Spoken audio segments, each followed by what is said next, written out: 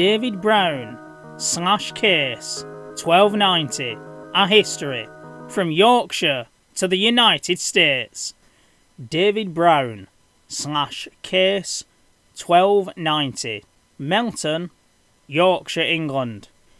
David Brown tractors produced one of Britain's most successful tractor ranges, but financial problems in the early 1970s led to a successful takeover bid by the US-based company that owned Case and later acquired International Harvester.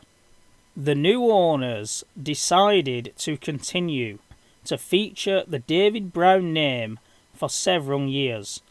David Brown had many loyal customers and dealers, and when the new 90 series tractors were launched in 1980, they still carried the DB name and badge in most markets, including the United Kingdom.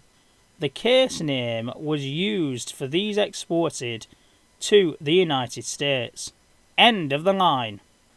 The 90 series was the result of a coordinated development program with the Case factory, building the high horsepower models that were launched in 1979, whilst the small to medium tractors were built at the David Brown plant.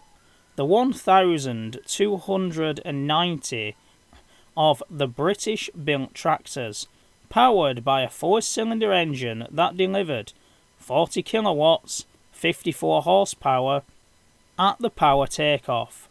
When it was tested under the Case name at Nebraska, production of the British-built 90 series tractors came to an end when they were replaced by the 94 series. And the bad news for David Brown enthusiasts was that this was also the end of the line for David Brown tractors, as the new 94 models all carried the Case badge. Specifications: manufacturer David Brown tractors, location Meltham, Yorkshire, England. 1290, type general purpose, power unit 4-cylinder diesel engine, power output 54 horsepower at the power takeoff, transmission 12-speed gearbox, weight 6,570 pounds, 2,983 kilograms. Production started 1980.